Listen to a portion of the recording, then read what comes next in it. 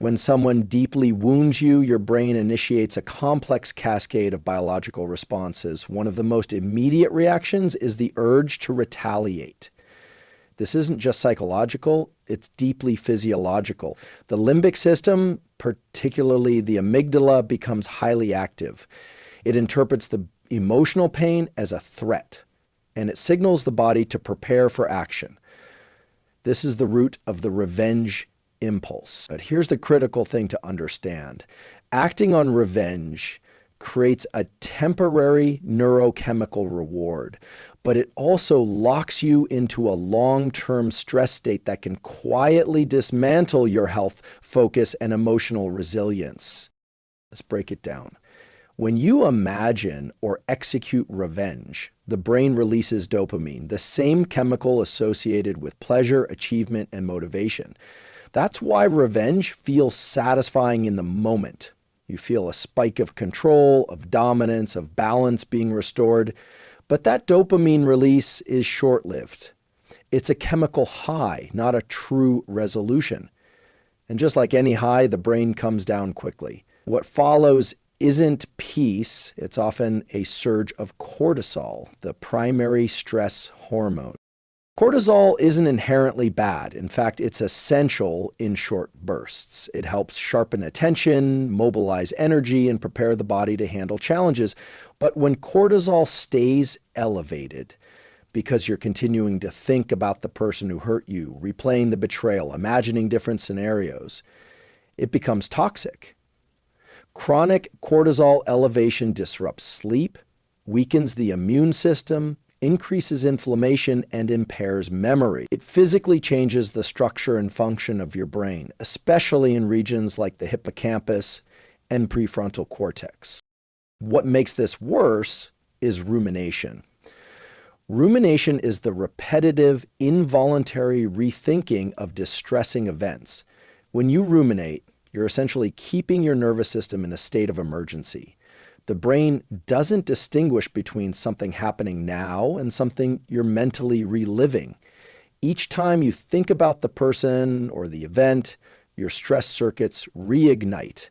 The amygdala activates, cortisol rises, dopamine drops. You become more reactive, more emotionally volatile, and less capable of rational planning. Your brain stays in a loop. Fight, hurt, remember, stress, without closure. In this state, you're not just losing emotional peace, you're sacrificing your biology. Sleep architecture gets distorted. Deep sleep, which is critical for emotional regulation and memory consolidation, gets interrupted.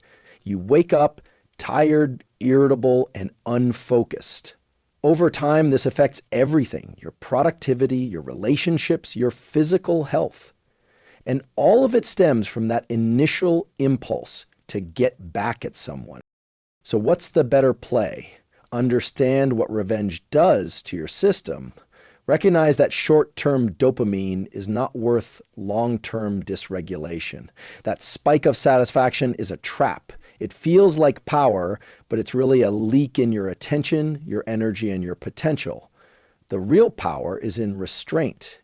It's in converting pain into clarity, not because you're letting them win, but because you refuse to let them live rent-free in your brain or in your bloodstream. That's how you reclaim control from the inside out.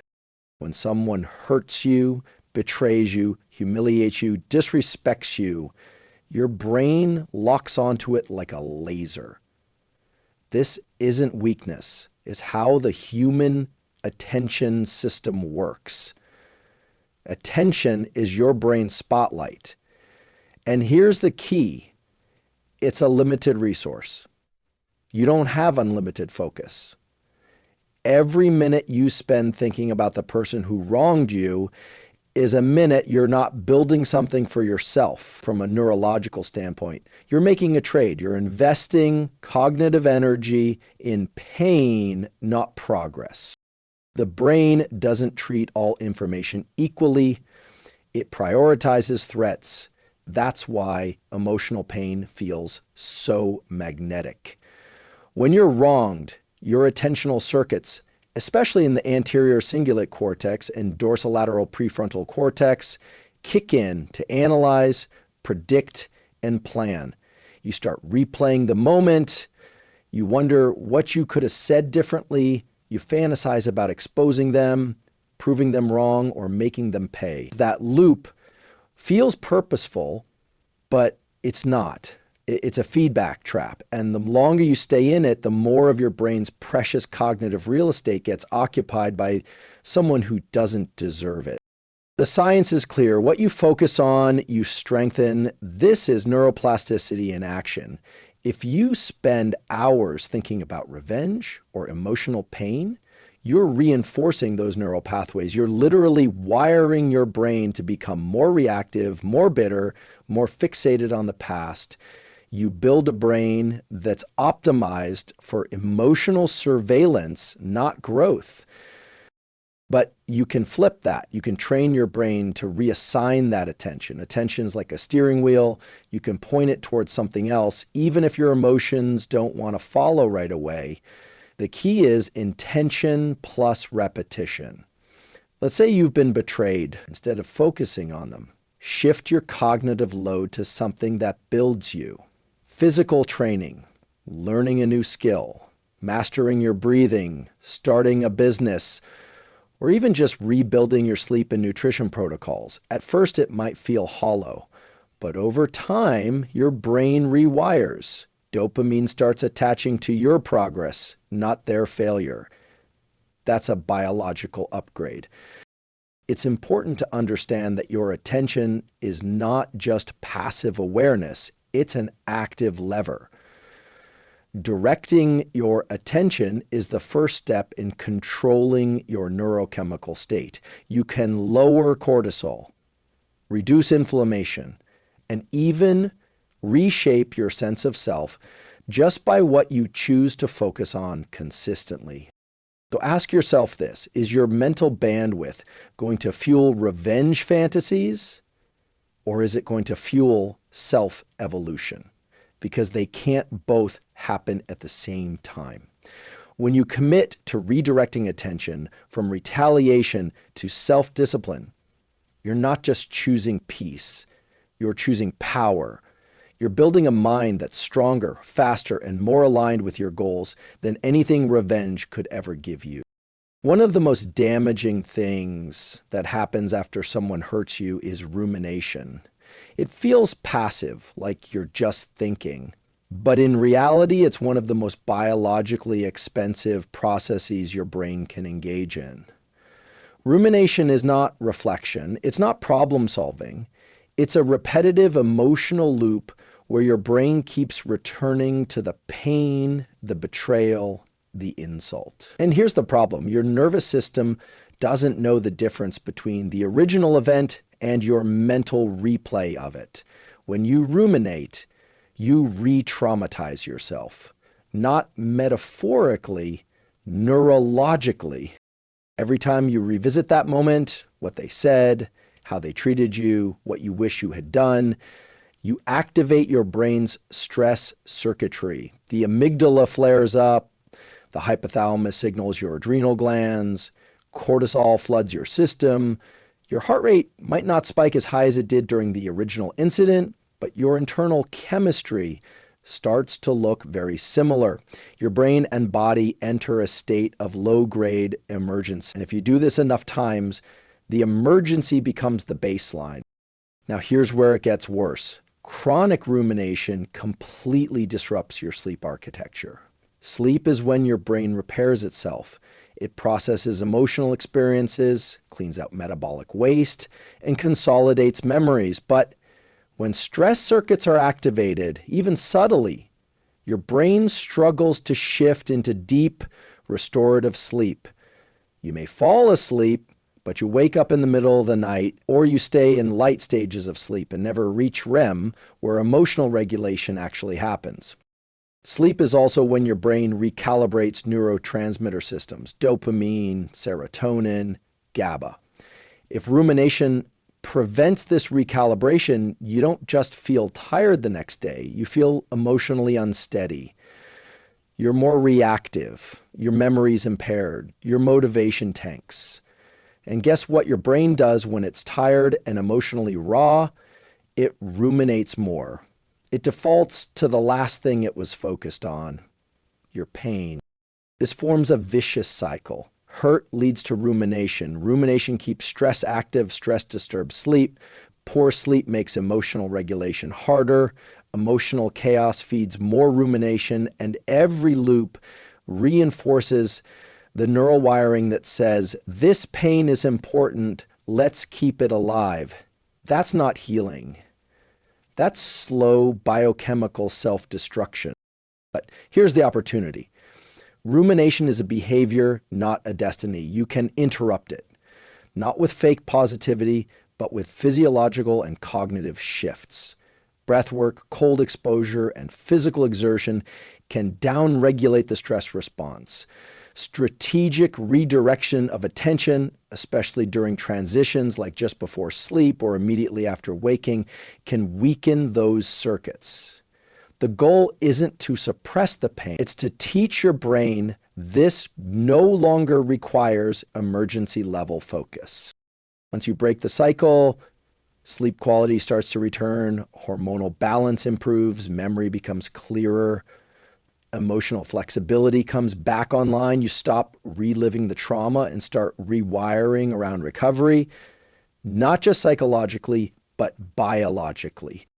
There's a core principle in neuroscience that too many people overlook when they're dealing with emotional pain. Neuroplasticity is not passive. It doesn't happen just because time passes. It happens when you apply focused effort, especially when that effort is charged with emotion. The brain is designed to change, adapt, and rewire itself throughout life, but it responds most powerfully when attention and emotional intensity are working together. And that's where pain becomes a potential superpower if you use it right. When someone hurts you badly, your emotional system lights up. The limbic system, particularly the amygdala, becomes highly active. You feel alert, raw, vulnerable, angry, sometimes all at once. These emotional states are uncomfortable, but they also prime the brain for change. This is because neuromodulators like norepinephrine and dopamine spike during emotionally intense moments, and these chemicals play a crucial role in strengthening or weakening synaptic connection. That's what neuroplasticity is, the brain deciding which connections to keep and which to prune based on what it thinks is important. So here's the key insight. Emotional pain is already activating the ingredients for neuroplasticity, but what you do with that state determines whether your brain wires itself for growth or for resentment and dysfunction. If you use pain to fuel distraction, self-pity, or cycles of revenge fantasies, you're reinforcing circuits of helplessness and stress. But if you redirect that emotional charge into effortful learning, physical training, or disciplined practice of any kind, you begin rewiring in the direction of power, not pain. This is why pain can be incredibly useful if paired with deliberate focus. For example, let's say you've been betrayed or deeply hurt. Your body is agitated, your mind is spinning. Instead of trying to calm down instantly, lean into structured action. Go train, go build, go create. Push your system into effort under tension. During that state where emotion and focus overlap, your brain is most plastic. That's when you lay down new patterns, not just mentally, but biologically. You start becoming someone different.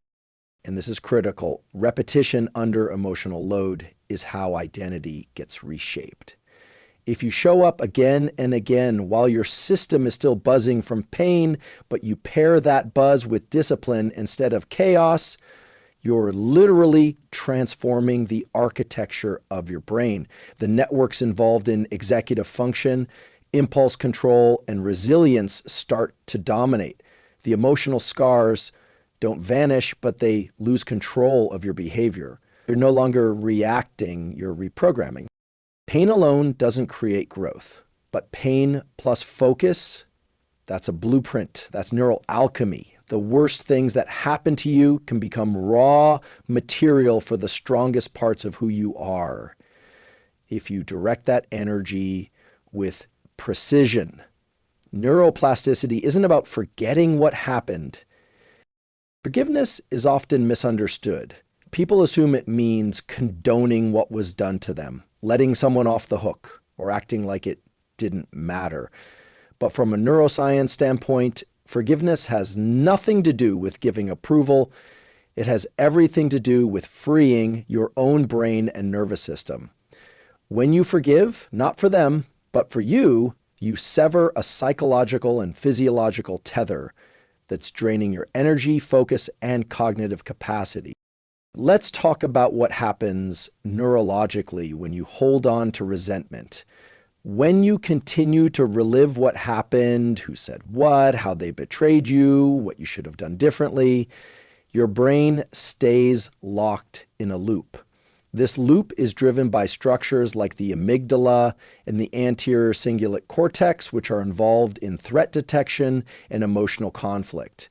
These areas stay hyperactive, keeping you in a state of vigilance and inner friction. Your nervous system stays partially mobilized. That means elevated cortisol, suppressed immune function, disrupted sleep, and impaired ability to focus or experience joy. Now here's where forgiveness enters as a powerful tool. Not morally, but biologically. Forgiveness disrupts that feedback loop. It doesn't say what they did was okay. It says, I'm no longer giving this event, this person, or this pain control over my internal state. It allows your brain to shift from a reactive, emotionally hijacked mode into a state where the prefrontal cortex, responsible for executive function, long-term planning, and rational thinking, can come back online. That shift is massive. It means you regain agency. When you forgive, your stress circuits quiet down. The sympathetic nervous system, which governs fight or flight responses, reduces its output. The parasympathetic system, which promotes recovery, digestion, and deep rest, becomes dominant again. Your sleep improves, your memory stabilizes, your ability to engage in forward-looking thinking returns. In other words, forgiveness is like releasing a clenched fist inside your brain. One of the most important effects of forgiveness is how it restores cognitive bandwidth. Resentment consumes it. Every time you think about getting revenge, making them understand, or proving your point, you're using energy that could go toward building yourself.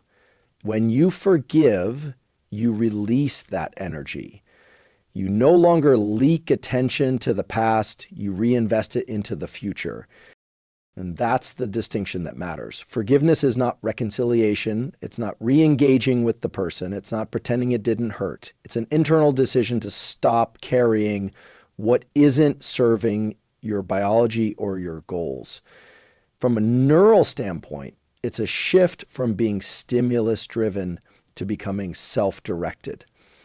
So when you forgive, you're not giving in, you're getting out of the biochemical prison that resentment builds inside your brain. You're cutting the wire that ties your physiology to someone else's actions. That's not weakness, that's control, that's strength. And neurologically, that's freedom. When you've been hurt, especially in a deep personal way, your brain naturally wants to protect you. It does this by focusing on the past. It keeps reviewing what happened, how it happened, who did it, and what you should have done differently. This is a survival mechanism driven by older parts of your brain, primarily the limbic system, especially the amygdala.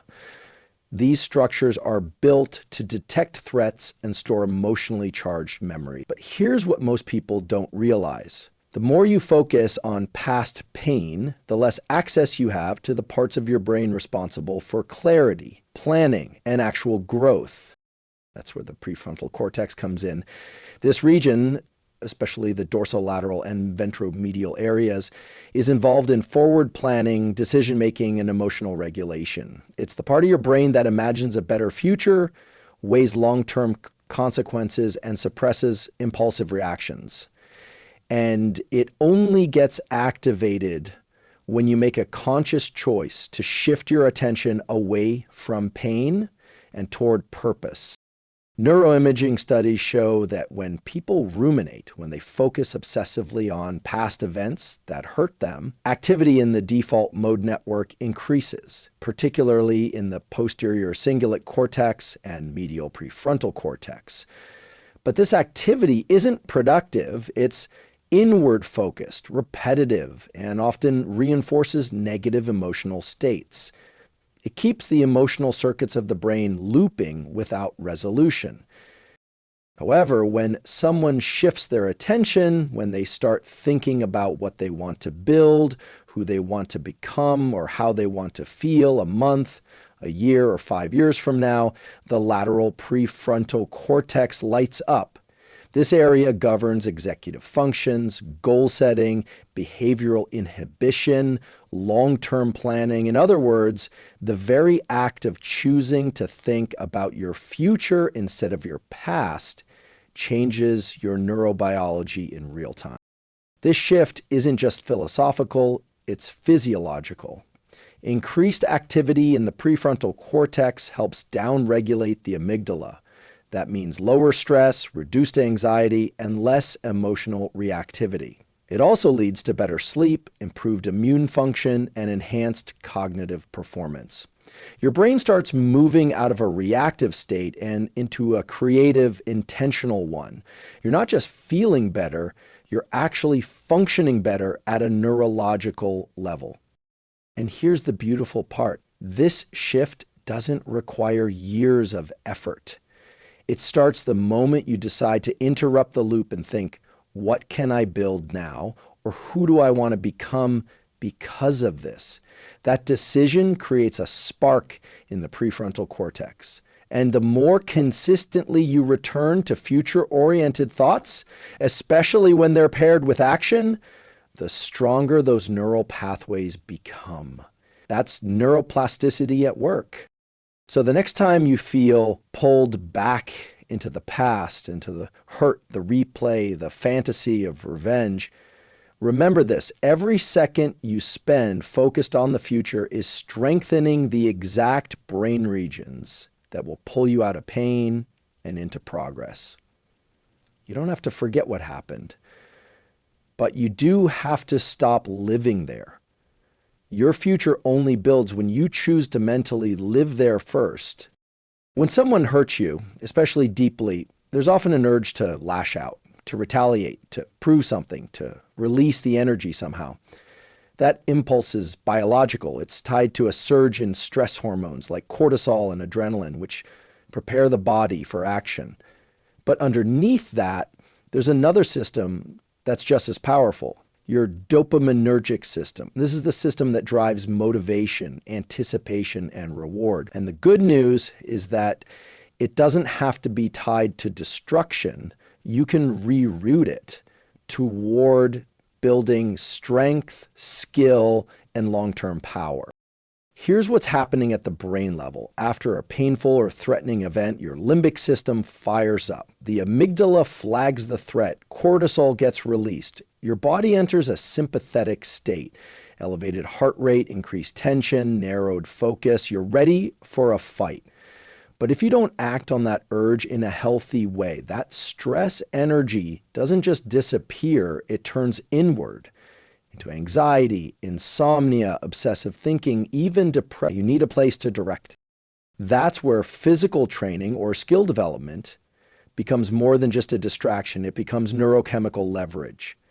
When you engage in intense physical effort, resistance training, combat sport, sprinting, cold exposure, you're activating a circuit in the brain that overlaps heavily with the systems involved in revenge and obsession.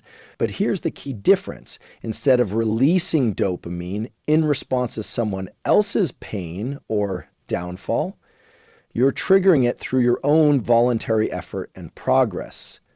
That switch changes everything. Physical effort under tension, especially when it's goal-directed, activates the mesolimbic dopamine system. Over time, your brain starts to associate effort with reward. Every repetition, every inch of progress, every new skill acquired sends a signal that says, this is the right path. That's not just a psychological shift, it's a biological one. The ventral tegmental area, VTA, and nucleus accumbens, two key dopamine hubs, respond more powerfully when you earn the outcome through effort rather than passively receiving it. That's why building physical strength or skill isn't just about fitness or productivity. It's about neurochemical redirection. You're taking the very same system that once fueled destructive urges and rewiring it to crave growth, discipline, and achievement. Over time, those old urges lose their grip because your brain has a new favorite feedback loop, one built on building, not breaking. This also has a stabilizing effect on mood and focus. Physical effort increases dopamine and endorphins in the short term, but more importantly, it promotes long-term dopamine sensitivity. That means you're more motivated, more resilient, and less likely to fall into compulsive loops of thought or behavior. You're literally building a brain that favors construction. So the next time that fire rises, when you're angry, restless, and wired to act, channel it. Put it into movement, into mastery, into a new version of yourself that no longer needs to prove anything to the past because it's too busy building something for the future. Retaliation feels like control, it feels like justice, but neurologically, it's a trap. When you retaliate, whether through words, actions, or even sustained anger in your mind, you aren't freeing yourself from the person who hurt you. You're binding yourself to them. You're creating a neurobiological loop that keeps them in your attention, your emotional circuitry, and your biochemical state. And that loop can become self-reinforcing. Let's break down what's actually happening. When someone causes you pain, especially emotional or psychological, your brain categorizes it as a threat. The amygdala lights up, the stress axis is activated, cortisol is released, and attention is captured. That's adaptive in the short term. It helps you avoid danger. But if you carry that activation forward through fantasies of revenge or actual retaliatory behavior, you keep the loop alive. In neuroscience, there's a concept called salience. It refers to how much importance your brain assigns to a person, object, or event. The more you think about someone, especially with emotional charge, the more salience they gain. Your brain starts tracking them as if they matter deeply to your survival. That's what retaliation does. It increases their salience in your nervous system. You're not breaking away, you're reinforcing the connection. Now consider the opposite response. Release. Letting go is not passive. It's an active recalibration of your brain's priority system. When you consciously choose not to retaliate, you reduce the salience of the offender in your mental maps. Activity in the default mode network, which loops you into reflection and narrative identity, begins to decrease when you stop feeding the loop. That's when real space opens up. Neurologically, release doesn't mean you pretend nothing happened. It means you reassign your mental energy. You stop giving your attention to someone who doesn't deserve your biology. You reduce their footprint in your emotional and cognitive space. And this shift activates higher order brain regions, especially the prefrontal cortex. That's where perspective, strategy, and goal setting live. Instead of reacting, you begin directing. It's important to understand that retaliation and release both shape your identity, but in opposite ways. Retaliation hardwires you to the past. It keeps your nervous system stuck in a reactive loop. You may win the short-term battle, but you sacrifice long-term peace. Release, on the other hand, shifts you toward future-oriented neural networks. You begin to unpair the association between that person and your self-narrative. You stop defining yourself by the injury and start defining yourself by what you're building in its wake. And this shift is measurable. People who choose to release rather than retaliate show reduced activity in the insular cortex and anterior cingulate areas involved in emotional pain, and increased activation in the ventromedial prefrontal cortex, which governs emotional regulation and meaning-making. In simple terms, release rewires your brain toward resilience. So the next time you feel the pull to strike back, remember, you're not breaking the connection, you're strengthening it. The real power move is to let go. Not because they deserve peace, but because you do. Biologically, neurologically, and functionally. Every time you choose not to take revenge, even when it feels justified, you're training your brain. You're performing a mental rep for resilience, emotional regulation, and long-term control. This isn't just a moral or philosophical idea, it's neurobiological. The brain changes in response to repetition, and the choice to override impulse is one of the most powerful repetitions you can perform. Let's look at what happens when you feel the urge to retaliate. That urge is generated in part by the limbic system, specifically the amygdala, which detects threat and prepares the body for action. Alongside this, the hypothalamus initiates the stress response, pumping cortisol and adrenaline through your system. Your body becomes wired for fast, reactive behavior. This is not subtle. It's a full-body neurochemical event. And unless you interrupt it, that state becomes reinforced. But when you pause, when you recognize the impulse and don't act on it, something else happens. You engage the prefrontal cortex, especially the dorsolateral and ventromedial regions. These areas are responsible for executive function, weighing consequences, maintaining goals, and regulating emotional output. Choosing not to retaliate is essentially like lifting a neurological weight. The more often you do it, the stronger these circuits become. This is why the decision not to act out becomes a training protocol. Each time you feel the anger rise and choose control instead of chaos, you're rewiring your brain for a longer timeline. You're teaching your nervous system that it's safe to feel without needing to react. You build tolerance for discomfort, one of the core components of emotional resilience. That repetition also improves dopaminergic tone. When you make a difficult choice that aligns with your values or long-term goals, you earn a delayed but more stable release of dopamine, one that's associated with pride, discipline, and inner strength, rather than temporary relief. Over time, your brain starts to favor this type of reward. It gets used to the satisfaction that comes from self-control over self-indulgence. And this doesn't just affect how you handle emotional pain, it generalizes. The same circuits you use to resist revenge are involved in resisting distraction, quitting early, or reacting impulsively in high-stakes moments. You're not just becoming a calmer person, you're becoming a more capable one. Think of it like this. Every time you override the urge for revenge, you add one rep to your mental strength bank. The rep might be invisible, but the effects are cumulative. Just like in physical training, progress is made over time, quietly, steadily, through repetition under tension. So when you feel that surge of emotion, when someone's words or actions trigger your deepest anger, recognize what's actually being offered.